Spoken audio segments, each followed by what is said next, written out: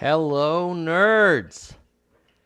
Nerds for Humanity have not done a show in a little bit of not done a solo show in a while. So I figured since we all had a couple days off and are hopefully in a chilled out mode, we could talk about the 2022 election results, the Great Red Wave. And then we should talk about Trump's announcement for his candidacy for President of the United States of America, which I find just incredibly disappointing and sad. But, I'm not surprised that Trump is back. And then we can also take some audience questions in terms of talk about topics. Hello, Jeremy Sammons. Hello, nerds. Appreciate your membership. See the little membership icon right there. Buku. And I'm also doing this show without my normal green screen. This is just my live background. If you prefer the green screen, which has like a cleaner background, I think I usually have like me in like a lodge or something. Let me know in the comments in the chat if you prefer the green screen background or this in real life background.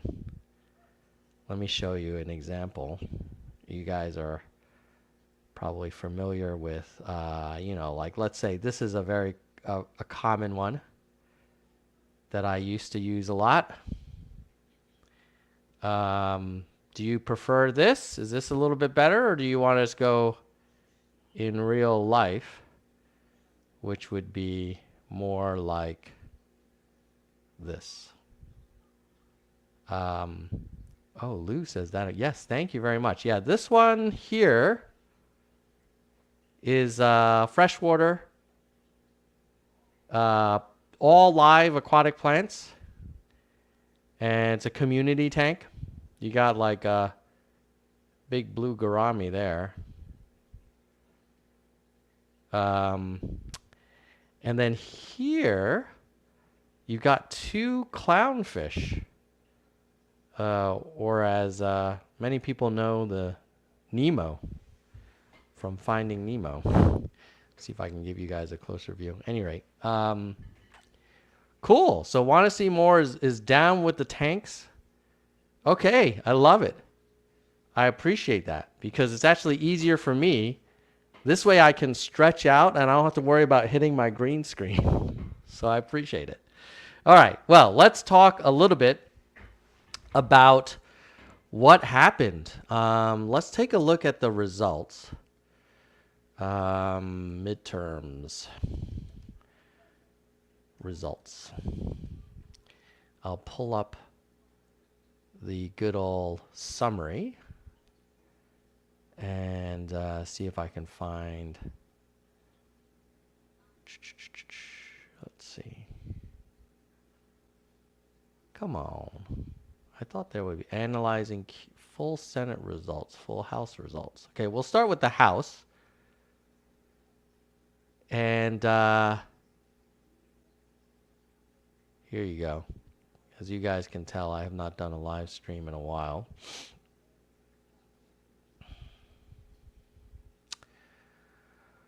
All right, you have the Republicans winning the House 220 to 213.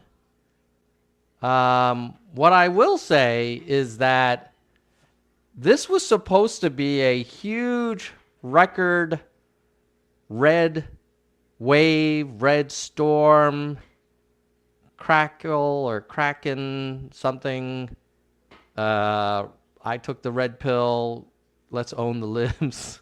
I'm not sure what the hell the radical MAGA were saying, but 220 to 213 is not meeting any expectations. I mean, as a registered Democrat, I was like, oh my God, we actually have 213 seats in a off cycle with after winning the White House. Like history tells you that you always get your butt kicked, whether you're George W. Bush or Barack Obama or King Donald.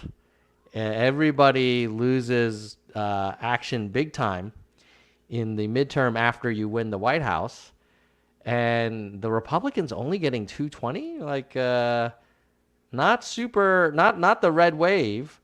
Now, if you look at here, where these little arrows show you that there was good movement to the right in terms of red arrows, but I don't think the arrows were as big as people expected, and there was a fair share of blue arrows, like in Alaska, Hawaii, parts of the Northwest, Michigan, some parts of Northeast Maine, which showed that there were actually more Democrats coming out than in 2020. If you look at the districts, though, I mean, this is a good commentary on sort of the state of this country, right? Like most people don't live in the center of the country. Most people do live on the edges near the oceans. And that's where you see a lot of blue representation. But from a square miles point of view, and this is what's showing, like when you factor in sort of the districts, and this is probably more representative of population. You see here that it's still a kind of mix between red and blue. Hold on. See, we have some spam in the chat. Think Beyond says a red gleek.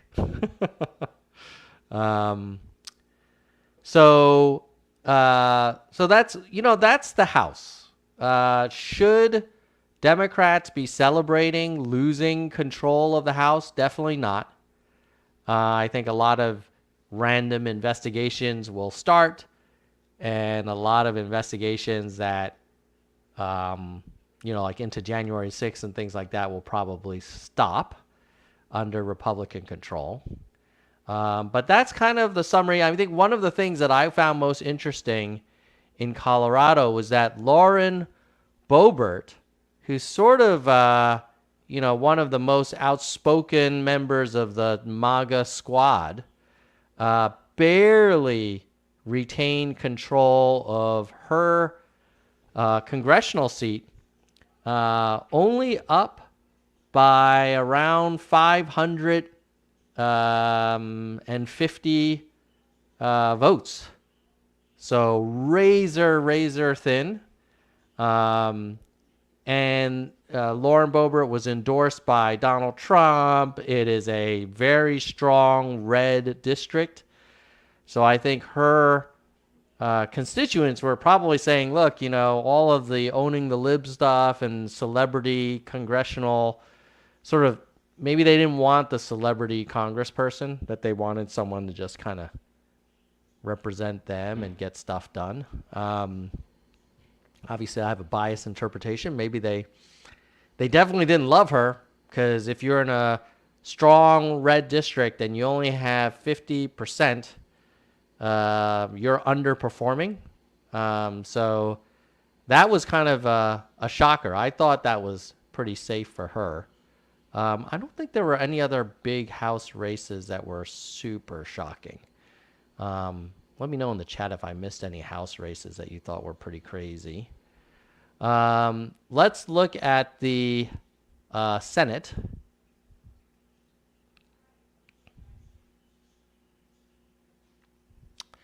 So if you look at the Senate, this is crazy that the Democrats have held control of the Senate.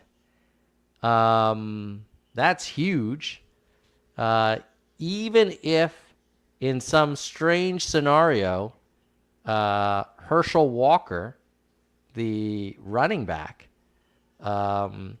if he somehow becomes a U.S. senator, uh, they would only be 50-50 and the vice president would be the tiebreaker.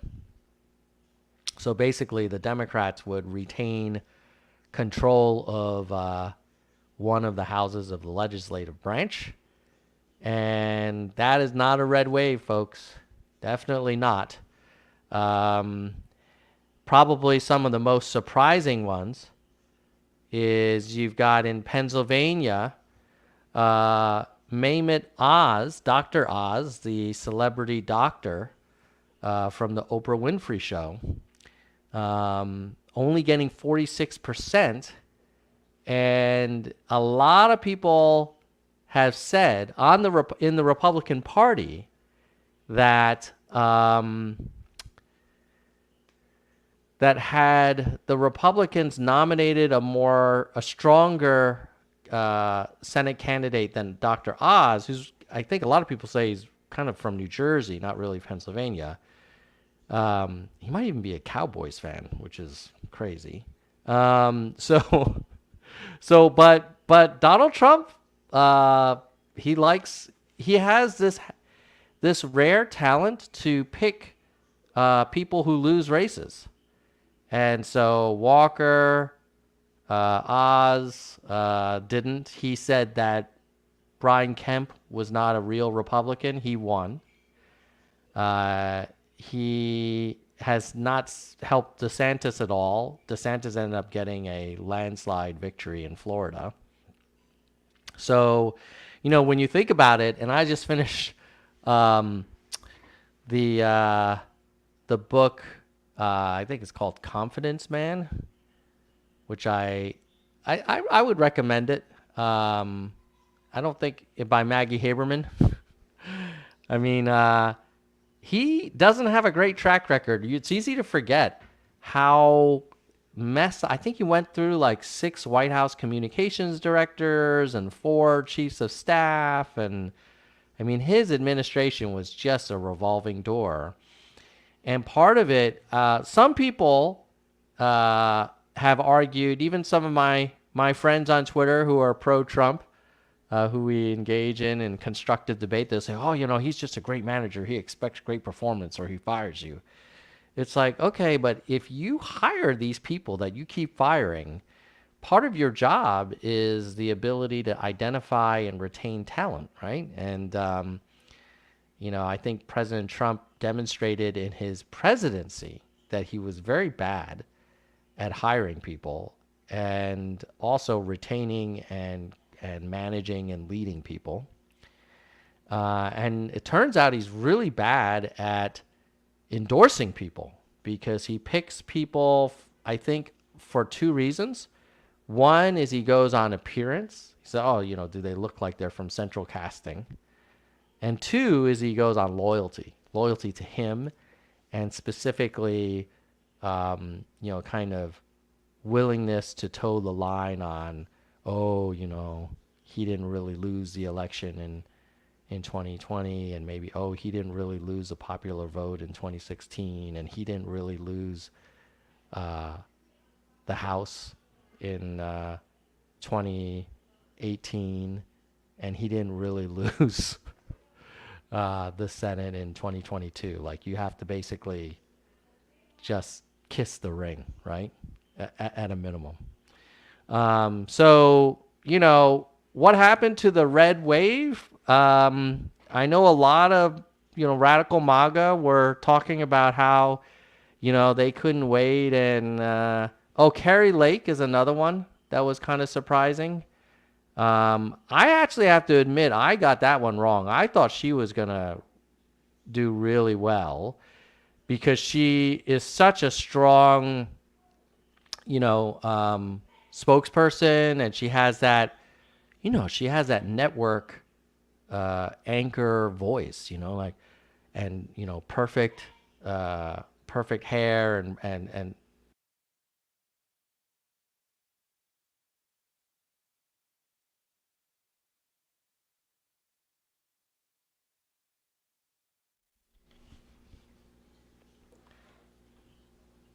lost power. Can you guys? Hopefully I'm back. Let me just make sure I have enough power on the computer as well.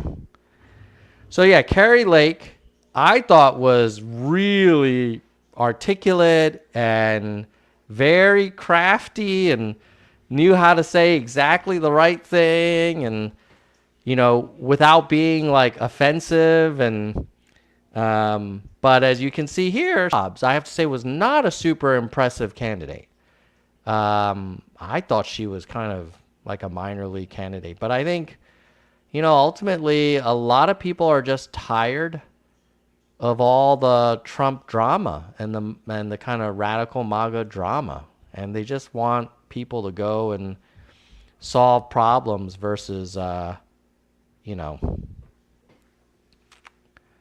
constantly stoke up division and just come up with crap to divide people. So someone was saying, let's see. Oh yeah, let's see some comments here. Jeremy was saying Marie Gluesenkamp Perez was a shocker. Okay, let me see that one. I didn't follow that one. I'm guessing that's in the House. Is this on Hover? It's loading. Hold on. Marie Gluesenkamp Perez. Okay, that would be Washington District 3. She won 50-49 over Joe Kent. Washington District 3. Hold on. Washington District 3.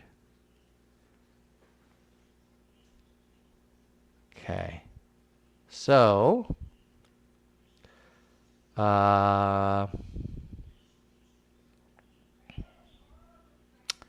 in 2020, it went 56-43 Republican. Yeah. And then in 2018, it was 53-47 Republican. And in 2016, it was 60-40. Holy mackerel. So what's interesting is you've got Jamie Boutler, the incumbent Republican, winning 60-40. Then Jamie Boutler wins 53-47. Then Jamie Boutler wins 56-43. And now you've got a new Republican, Joe Kent. So this is the power of incumbency, right? So like if Jamie Boutler, and I don't know if she retired or hopefully it was just she chose to retire, but had she run again, he probably would have won. And maybe this is an argument for term limits. I'm not sure, depending on how you look at these things. But yeah, good point, Jeremy, that this was a flip from red to blue. So instead of a red wave, this was a blue steel. Ooh, I should not have said steel. I'm sure that'll trigger some people, but a blue upset, call it. Okay, Lou, let's see some other comments here. Lou is saying, so many people thought Fetterman's debate would do him in. Yeah, I agree. Fetterman's debate, and frankly, I watched a few of his interviews too. I was not super impressed, and I was like, this guy is, is not doing well. He's recovering from a stroke, and it's pretty clear. And yet the people in Pennsylvania were like, yeah, but we don't want Oz. I wonder how many people voted for Fetterman versus voting against kind of the Trump endorsee.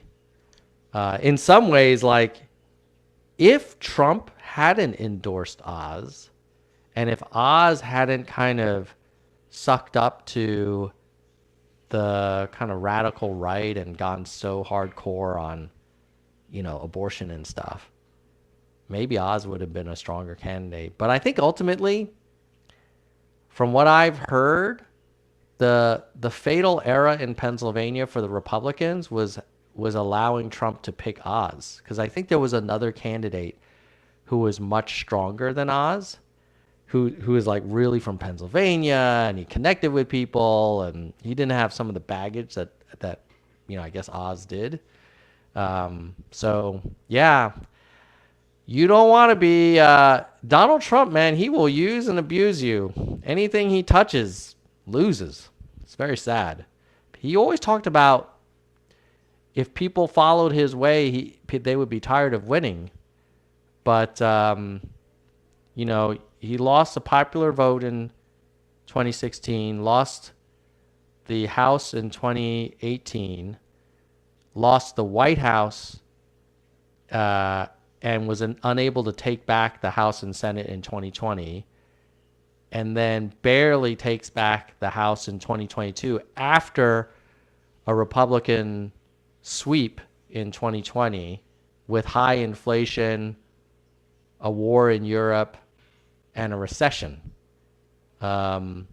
Any like normal Republican Party should have taken it back. But Trump has basically dragged the Republicans. I mean, these Trump supporters are in many ways Republicans in name only, and I think you're seeing the limits of their ability to win elections legitimately. Okay, so let's see. Sue Bowman says, hey, nerds and Yang Gang, just by say happy Thanksgiving weekend. Oh, thank you. Thank you, Sue. I appreciate that. Yeah, I actually got into a little bit of a controversy on Twitter about the Yang Gang. Speaking of the Yang Gang, I don't know if you guys would agree, but let me show you the post I did on Twitter, and you let me know if I went too far here. But let's see.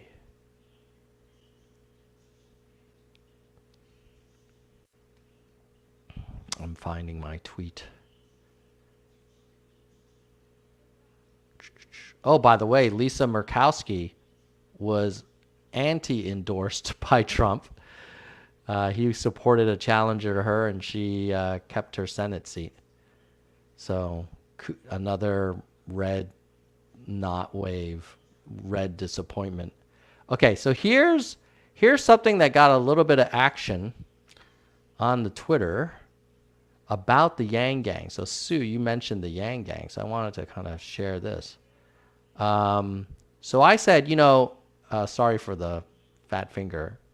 I meant to say in hindsight, it turns out that there were definitely some pretty out there radical MAGA in the Yang Gang. The crazy stuff still coming from some blue hats to this day is definitely not forward.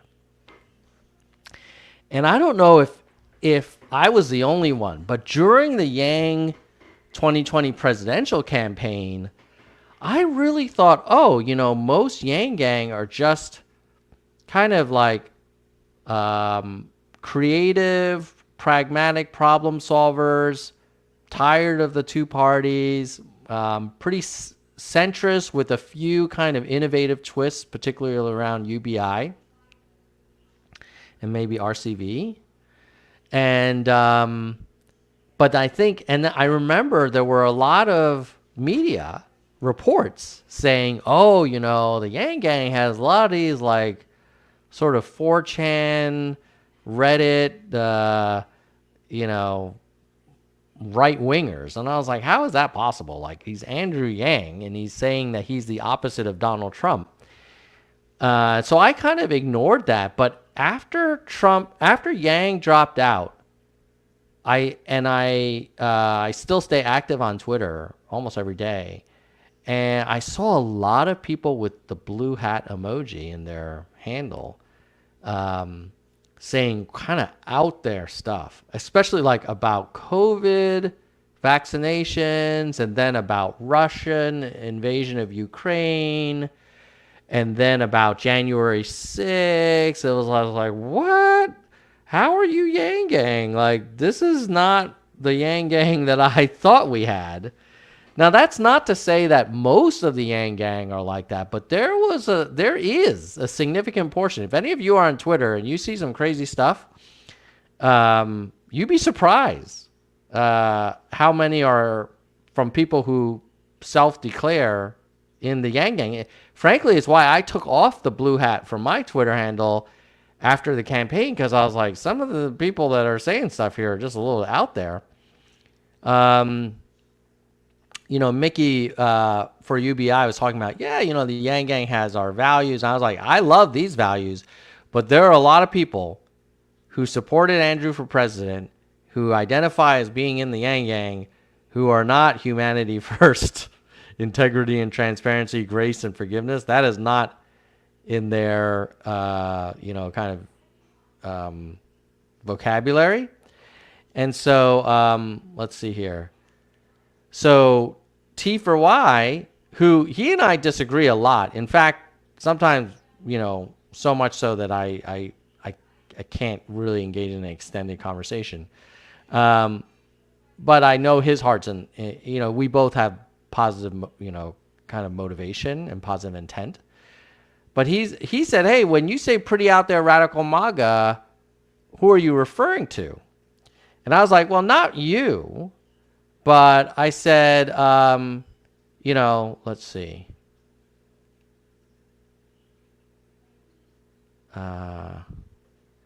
Like this one, feeling spaced. So I said, hey, this is in October 29th, guy takes a hammer to speaker's husband and no statement from Trump. And then feeling spaced says, should have taken a gun instead. And you see, bro has a blue hat. And I was like, really? Like, you're promoting taking a gun to see the Speaker of the House's husband? And then what was this one? Here's another one.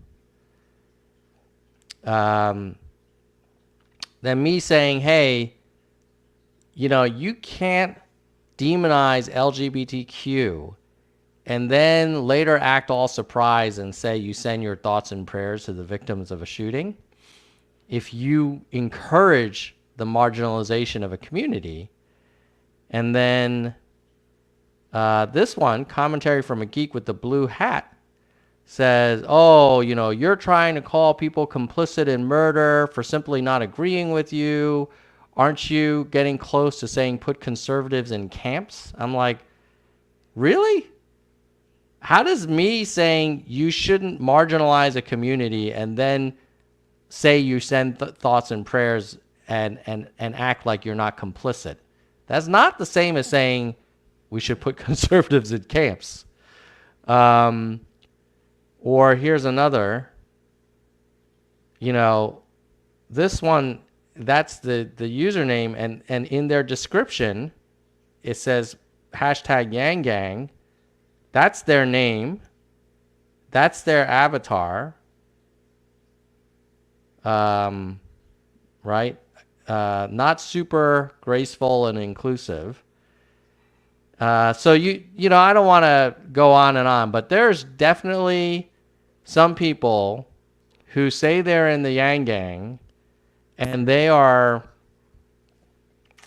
just not super positive or mindset of abundance or showing grace. And they're very much consistent with the folks that I would call radical MAGA. So at any rate, but thank you, Sue, for dropping by and saying hi. Appreciate it. And I'm sorry for going on a tangent here.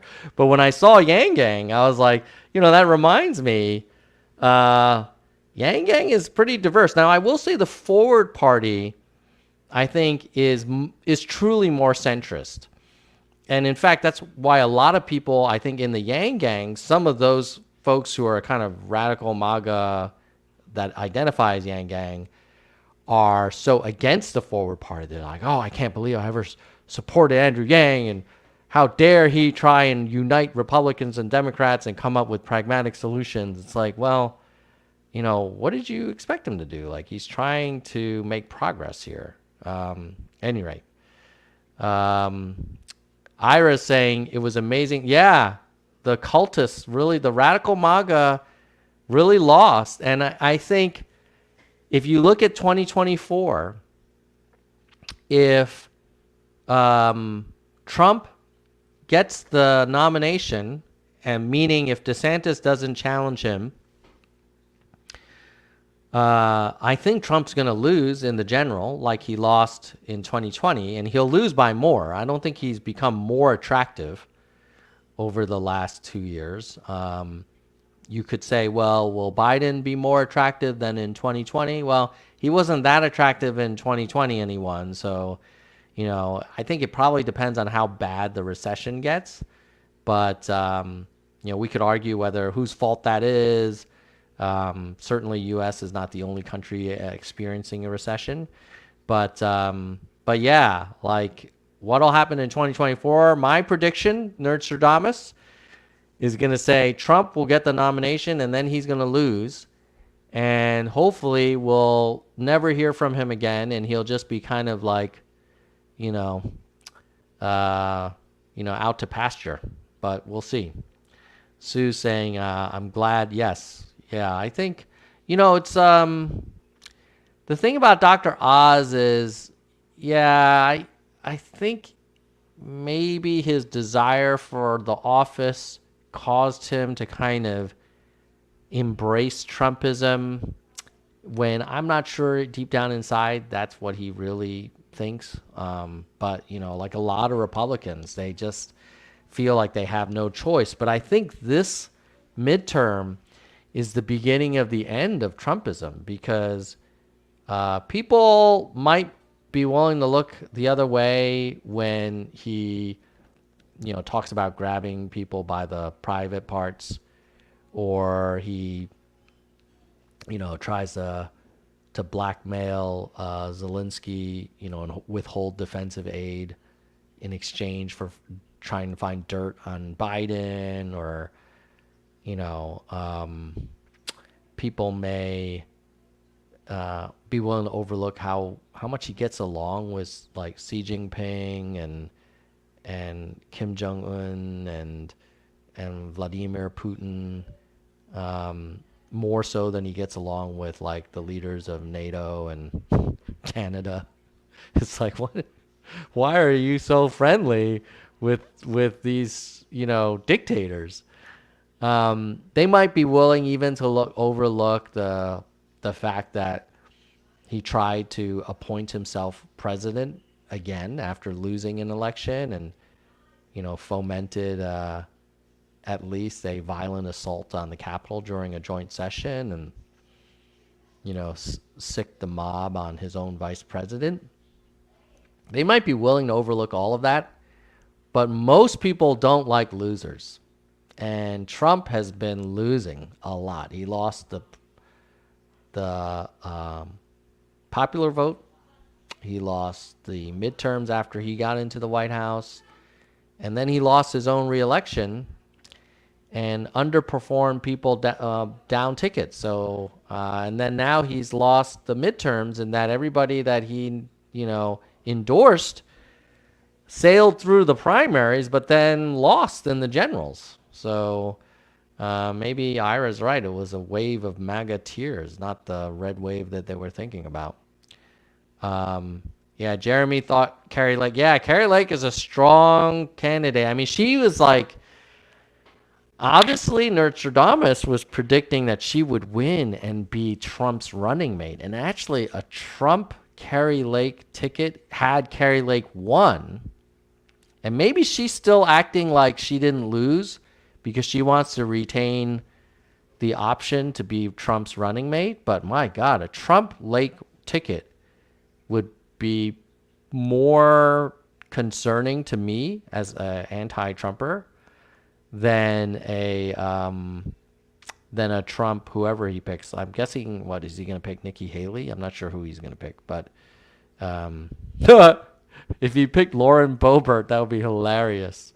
Oh my God! I mean, I almost feel bad because if that actually happened, I would have wished for a terrible thing. So, but yeah, Carrie Lake, it'll be interesting to see. I mean, she's saying that the election was stolen. and that it was rigged. And, you know, she doesn't sound like she's making any huge concession speeches. I haven't heard about them. But yeah, I think that because she lost, she's kind of off Trump's running mate list now. And I'm guessing Trump's not going to pick Pence again. Although, if anybody should have gotten the Medal of Honor or Freedom, I think what is it? The White House Medal of Freedom, the highest kind of civilian award. I know he gave it to like, who did he give it to? That shock jock. What the hell was that guy's name?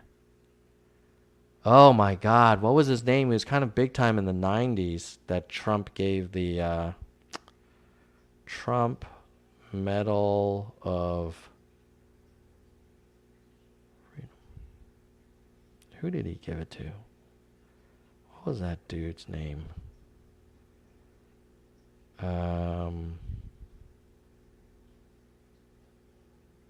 Maybe you guys are saying it in the chat. Hold on. Limbaugh, yes. Thank you, Think Beyond. Rush Limbaugh. Oh my God. How the hell did that guy get the Medal of Freedom? Jesus. Any rate, so yeah, like I know a lot of people say, hey, you should not praise Pence, but I mean the guy stood up to the commander-in-chief and said, no, I'm going to put the Constitution and the country first. And I have to follow the rule of law. It's so amazing how the radical MAGA hate Pence so much when they were the ones screaming about the importance of the rule of law and the Constitution. They love the Constitution. It's like, okay, you can love the Constitution, but you should also read it. Because it doesn't say that the vice president can just turn down the certified results. I mean, would you really want Kamala Harris to have that power? Like, come on. Any rate, let's see. Think Beyond. Lake was offensive. Yeah. Yeah, she did kind of make a joke about, I think for the midterms, the Dobbs decision and then the attack on Paul Pelosi, really showed how a lot of people, independents and Democrats, like, enough of this drama. This is not where we want to go. Jeremy's saying that 538 gave Perez 2% chance of winning. Yeah, 538. I don't know. They get it wrong. As much as Nate Silver is a very, I'm sure smart guy, he's nobody can predict the future, and nobody seems to be able to predict what voters are willing to tolerate.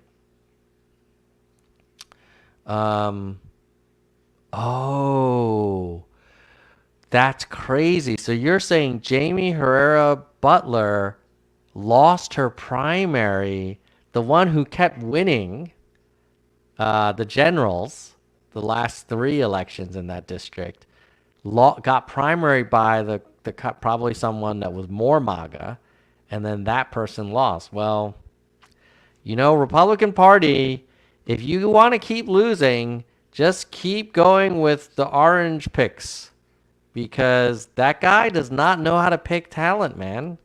Look at him. Look at his cabinet. Look at his team. Like, it's just, I know he says, I know the best people, but he doesn't know the best people. And the best people don't want to work with him. They definitely don't want to work with him now. Blue Steel. I think Bobby Numbers was referring to. What do we... Yeah. The blue upset. Okay. Let's see. Think Beyond. Fetterman, I'll be better in January, but Oz will still be a fraud. Yeah, that was a good line. I really hope he is better in January, because, I mean, look, at the end of the day, what do senators do? They vote on legislation. But I do think they will need to rely, exercise some good critical thinking and creative thinking and, be on their toes. I would hope all of our senators are like that. And I didn't see that personally. I mean, I know I'm pretty critical of Trump, but I would have to say, like, Fetterman was not instilling a lot of confidence in me. I think if I were in Pennsylvania, I would have voted for Fetterman, but it would mainly be to vote against kind of Trumpism, not because I thought Fetterman was a great candidate. Jeremy, another fun fact: Humanity Forward endorsed Jamie Butler's opponent. Oh, interesting. You mean the one that won the nomination and then lost the general? I did not know that. Yeah, I mean, I will say, I think the whole Humanity Forward endorsement process was pretty informal. I'm hoping the Forward Party, I actually interviewed January Walker a few days ago or last week, she ran in Utah, really interesting candidate. She got the Forward Party endorsement. But I asked her, I was like, hey, so when you got that endorsement, did you see a rush of donations and volunteers? And she did not. Now, you could say, hey, that's because the Forward Party is still young, and that's true. I'm hoping for 2024 when the Forward Party not endorses someone, like buckets of money and truckloads of volunteers show up in the district, and it can be a difference maker. Because I think just putting them on the website alone is, it can't hurt, but I think people need more. Okay, so Trump blamed Oz on Melania. Oh, okay, of course. Of course he did. Yes, it's never Trump's fault. I think that I literally saw an interview with Trump on the morning or the night before the election, the midterms, and they said, if the red wave happens and the Republican seize control of the House and the Senate, do you deserve credit? And if they lose, will it be your fault? And he said, if they win, I do deserve credit. If they lose, I should not be responsible. So say what you want about Donald. He is very consistent. Nothing is ever his fault. And if anything good happens, it's all because of him. Let's see.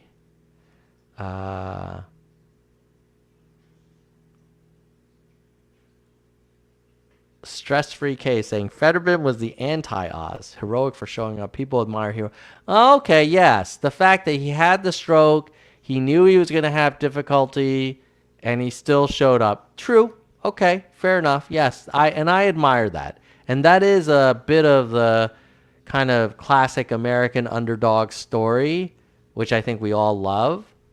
I personally really value mental acuity, and I did not see razor sharp intellectual feats at that debate by either side, but definitely not by John. But I think when the time comes for him to vote, he'll hopefully do the right thing. Jonathan, has my brother mentioned his thoughts on the midterm so far? Great question. So he was actually here for Thanksgiving. So he came from Florida to Northern California, where I am. And we didn't talk about politics too much, but, at one of our meals, I don't know, somehow COVID came up, and he said, well, Tom, Trump was right about COVID. And I was like, really? Why did he get his vaccination in secret? And why did he vaccinate his wife and son immediately after it was available, when all of his followers, many of his followers, were saying it's a conspiracy by Bill Gates, and it's going to cause you to drop dead and all this kind of thing, and all these, like, half of the NFL is just going to, like, drop dead in the middle of a game because of these COVID requirements, vaccination requirements. And I said, that seems to me like he was kind of afraid of his base. And then my MAGA brother said, oh, well, how many people died of pneumonia? And I said, actually, almost none. It was very few. Or flu, he asked me. How many people died of the flu? And I said, very few. I think part of it was because everybody was mitigating and masking and, remote and everything.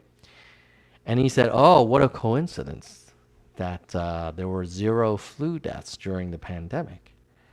And I was like, what are you getting at? And he said, I don't think your woke media is telling you the truth, that in fact, all of your COVID deaths were actually flu deaths categorized as COVID. And I said, but 1 million people died from COVID. 1 million Americans died from COVID.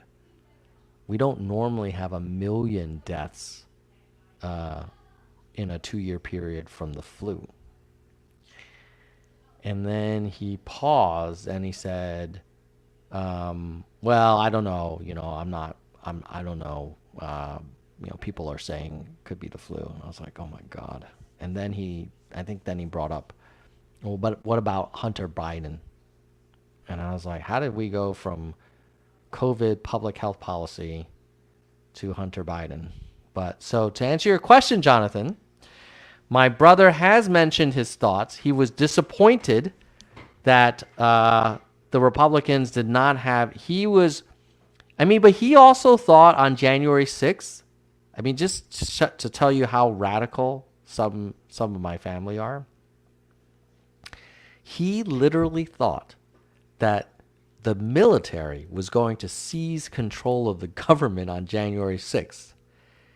And there would be like some insurrection act or something, and they would hold an election and arrest Nancy Pelosi. So I think a lot of the January 6th rioters, they must all be listening to the same, Telegram group or whatever, reading the same Reddit things, or I don't know where the hell they get their information, or maybe it's Newsmax or OAN or something. But he was like, oh, we were so sure that on January 6th, Trump would still be president. That's why he made a bet with me that I think after the election was over, he made a bet with me that Trump would still be president. I was like, I'm pretty sure he already lost, so yes, I will take this bet.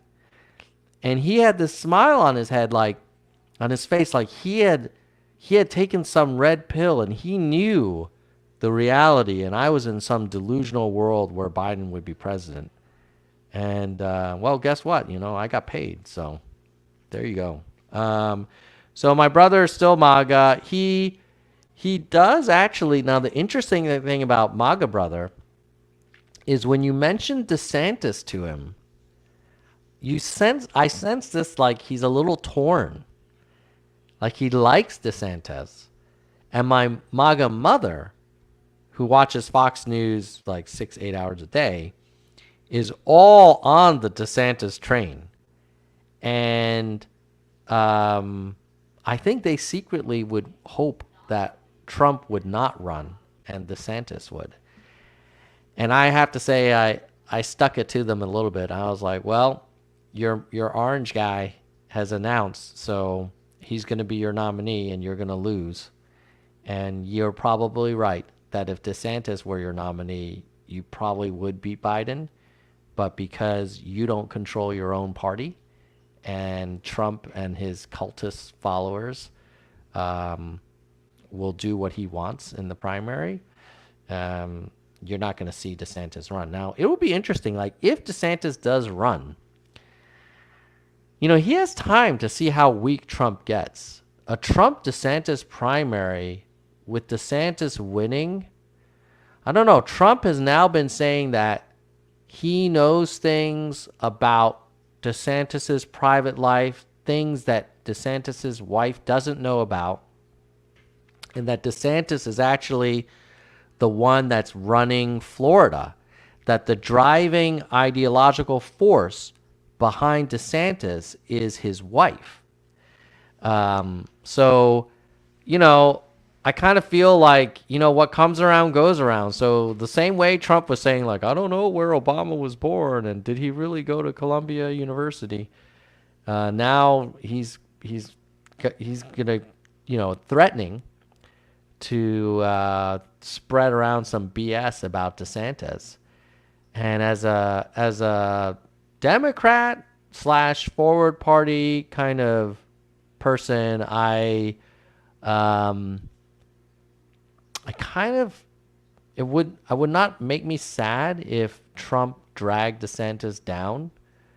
But as a family member of some MAGA people who really like DeSantis, I feel like a little bit bad for them that their guy is about to be eviscerated by their previous guy. And if their guy is smart, if DeSantis is smart, he'll just let Trump lose in 2024, and then DeSantis can run in 2028. But then, if you're DeSantis, that's six years from now. So maybe you go for it and you think this is your window, but it will not be a pretty primary. I think it will get pretty ugly. Think Beyond It was saying, oh yeah, a lot of the people who were big fans of Tulsi, I think, yeah, I think there's a big overlap between that and the folks that I find like kind of disturbing. I mean, I'll be honest, there were folks who I met who were Yang Gang and I thought were very reasonable. And then I later learned that, oh, we are very far apart on many topics. So in a way, like, credit to Yang for bringing people together. But I think once the campaign ended, people ended up kind of going back to reverting to their kind of natural place. And I kind of went back to the center. But a lot of people went to this, like, kind of almost, I wouldn't call them right wing. They're kind of like just super anti-establishment, anti-elites,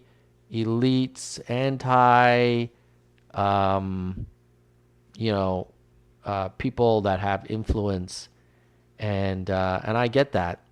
But when it defines you, and you're just against another group instead of being for something, like you could be for science, or you could be for democracy, or you could be for diversity or inclusion or improvement in quality of life or, health or protection of the environment. You could be for things, but a lot of these radical MAGA are more motivated by what they're against. As an example, when my brother was visiting us in Northern California, he was like, aren't you upset? Aren't you worried about your boys? They're going to school and people are talking about pronouns and everything. And I was like, honestly, I have no concerns about my boys' pronouns. Like, they have their pronouns. No one's going to take them away from them. And if they want to go by different pronouns, like, whatever. Like, as long as they don't hurt other people, I'm good. But, I think a lot of the radical MAGA, it has to be either the Mexicans or the caravan or the LGBTQ community or the Chinese or someone. They always have to be against something. And the only thing that they say therefore is America and the flag and the Constitution. But then I think they just say that because if you're really for America, the flag, and the Constitution, then you definitely could not have been for January 6th. Speaking of which, here's a question. Here's something that occurred to me. If you in your heart of hearts truly believe that the election of 2020 was stolen, then it is really incumbent upon you to exercise every legal avenue you have to prove that happened and bring it to every court that will listen to you. all the way up to the Supreme Court if the courts allow it. And the fact that no one's making any active efforts other than saying like, oh, well, watch D'Souza's 2000 Mules documentary. It's like, look, if you really believe that the American presidency was stolen in some grand organized, conspiracy, of course, then why aren't you presenting the evidence? Like, where are the cyber ninjas? Where's their evidence? Or what about the pillow guy? He's always saying, oh, in a few months, I'm going to do this big drop. It's like, so either A, I mean, what a cynical state of things we have with Radical MAGA. Either A, they know that the election wasn't stolen and they're just happy to talk trash. Or B, they really believe it was stolen, but don't want to bother trying to present the evidence in any court. I mean, if you really believe that Dominion had all of the software rigged, why wouldn't you investigate it and bring evidence of it? And if you have no evidence to bring forward, why do you believe that it was rigged? So it's kind of unflattering. There's only two explanations for the current state of Radical MAGA on the January 6th stuff and the 2020 election. Like, they either know it was BS, that there was no steal, or somehow they still believe there was a steal, but either don't have any evidence or don't want to bother to advocate for it. Because now if you look at the Radical MAGA, and they, especially the ones that were nominated, and they were asked by the press, like, do you believe the 2020 election was stolen? All they'll say is like, well, I believe that President Biden is the president, which is some slimy way of saying like, hey, I don't really think he's the president, but I'll acknowledge that he's there now. And then it's like, well, if you don't really believe he should be president, and you are a patriot, and you believe in the Constitution, why don't you and you believe in the rule of law, show us the evidence and bring it to a court and have it subject to cross-examination.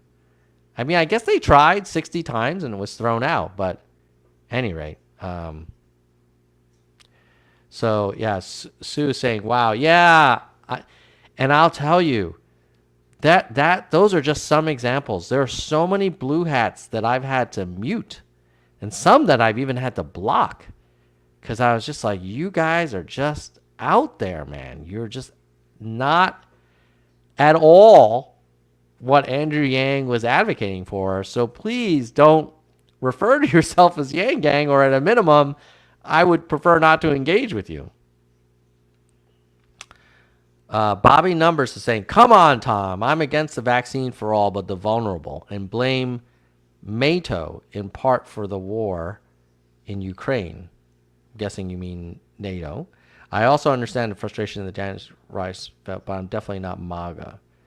Well, Bobby Numbers, then maybe you're not Radical MAGA, and I don't think you anyone who has concerns about the vaccine is MAGA or Radical MAGA.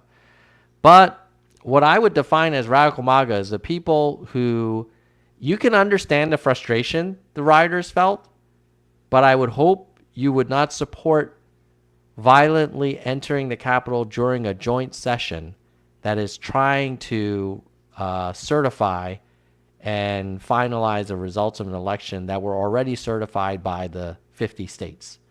I mean, that is what the Constitution says is how we pick our president. And it doesn't say, well, if you don't like it and you're already in office, you can tell your vice president to reject the results. And if he doesn't agree, then you can tell your followers to hang him. That's just beyond the pale. Like, it's amazing how numb we have become to the fact that a sitting president, get this, lost his re-election and refused to accept it. I still don't think he's given a concession speech. And not only did he refuse to accept it, he tried to manipulate the results, saying, hey, I need 10,000 votes. Just find me 10,000 votes, and he would jump from conspiracy theory. Remember Sidney Powell and Jennifer Ellis and Rudy Giuliani saying like, oh, it was controlled from Venezuela with the Italian satellites and the bamboo paper and the ballots. It's like, oh my God. Like, it's crazy town.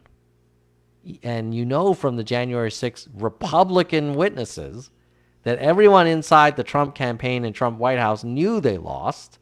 Even Attorney General Barr, who I don't really love that much.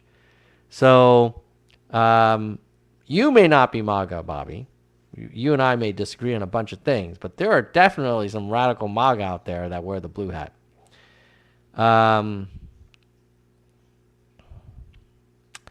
Let's see. Oh, so Ira thinks that there are trolls. They will always be there that put on the mask and act like that to try and sow division. Maybe. Okay, let's see.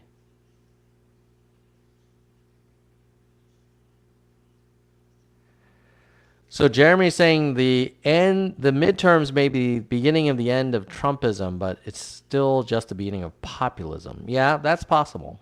And in fact, this is where I am sympathetic to a lot of the folks that are swept up in that whole Trump movement, in that clearly Clinton and to some extent Obama, but more Clinton, the corporate Democrats, you could call them, like really dropped the ball on responding to major growth in income inequality and the kind of hollowing out of the middle class and the sense that people don't have optimism about the future for their kids.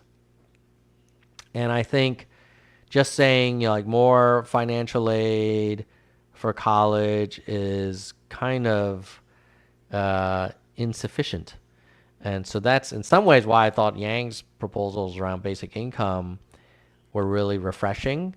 And so because of that, like, I acknowledge that Trump, he didn't hypnotize people. He saw that they were pissed and he gave them villains, China and Mexico and, the liberal media or whatever, and promised them that everything would be great if he got elected.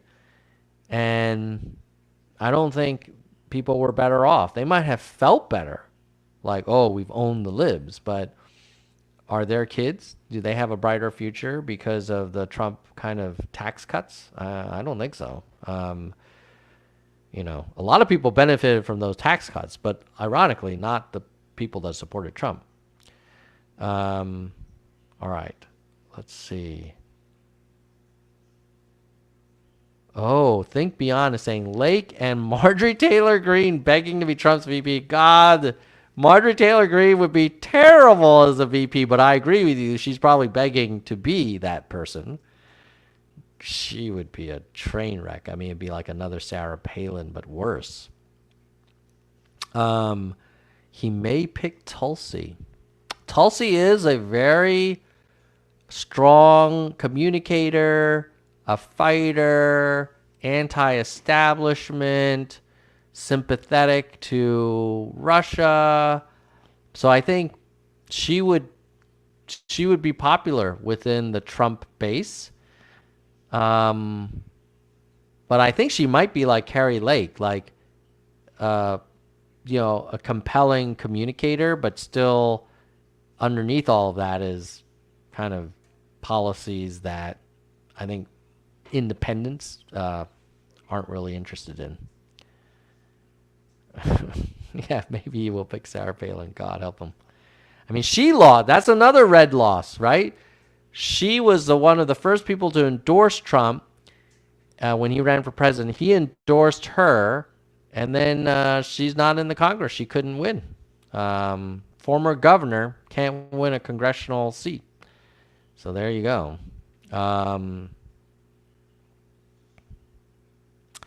All right, guys, we are at the 1 hour mark. So I'm going to have to wrap. But before I do that, thank you for all for coming. I want to thank the people that make this channel possible, and that's our channel members. Folks, some folks have been with this channel for damn near 3 years. So we got to give some shout outs. And if you are watching this on YouTube and you want to become a member, you just click that join link and you'll get a shout out every show like I'm about to do, for starting with our biggest supporter, Soldier One. So thank you, Soldier One, for being a vice president, a senior vice president, supporting the channel for 31 months in total. Thank you, Soldier One. Next up, we have our VPs. They are Kristen Slevin and Bike. Kristen has been one of our earliest supporters, so really appreciate Kristen hanging in there with the channel. At the hardcore level, Gene, David, DK, Jekalago, Kirsch, Mr. History, Mona, Vaughn, Yang, Robert, Dean, Stat Nerd, Galessa, Jay Perrin, AH, Dana, Jason, Parth, Daniel, and Mickey.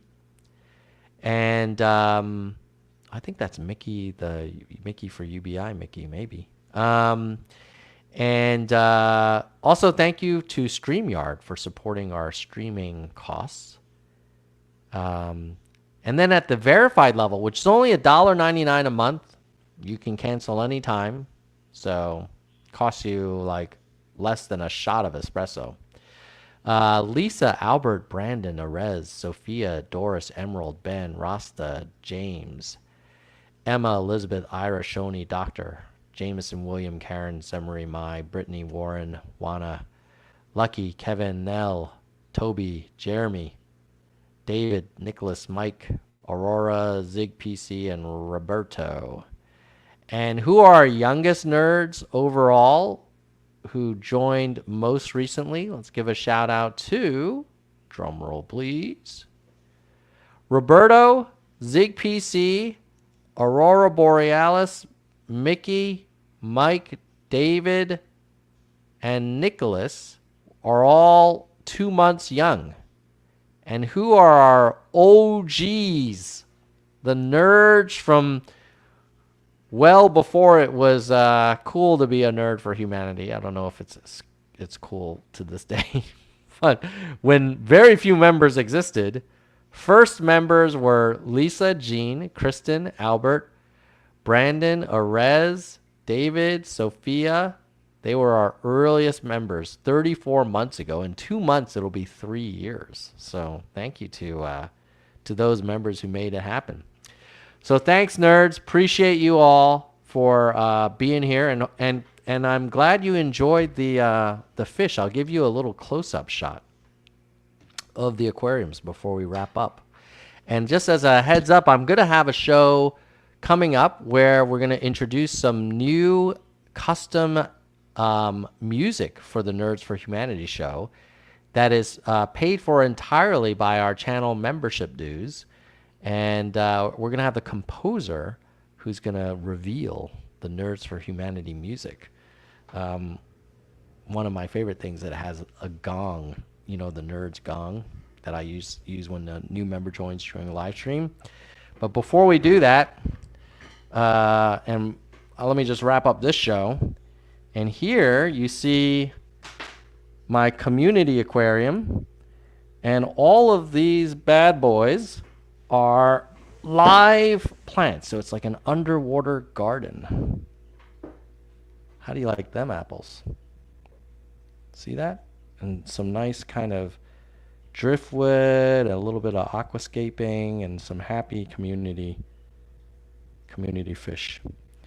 And then here you have the classic clownfish, and you have some coral. And if I turn on the blue light, you'll see much richer color on the coral. So let me turn on the blue light. I know, hold on, it's hard to do this with one hand. There we go. Blue light on. Let me see now. You can see some of the, that's called a torch coral. Kind of waving a little bit. A little bit of movement there. Very beautiful. And the other coral are literally resting. So they're not, oh, there's one here. That's green, I think it's called green spore something. Whoops. Right over here. And then we have Clowny and Brownie. And then over here is my fish sanctuary. Little did you know, behind the green screen in the past were all these living aquatic creatures. These are ranchu, kind of fancy goldfish. Also a lot of live aquatic plants. So I don't know if anybody's still around for the live stream as I went on that fish tangent, but I can't help it. And oh, Vaughn is saying the gong is great. Yes, let's wrap up with the gong, shall we? Since it's such a big part of our show, we will give you a oh, where's the damn gong? There it is. We'll give you a Thanksgiving gong. Okay, you guys ready?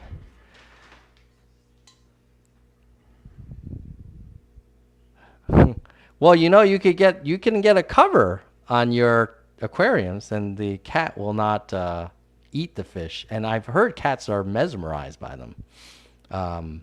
But yeah, it would, you know, there's always a risk that they could find a way in. But usually, you know, you have a hard cover on it. So consider it. It's very relaxing. With that, I'm going to say happy Thanksgiving, nerds.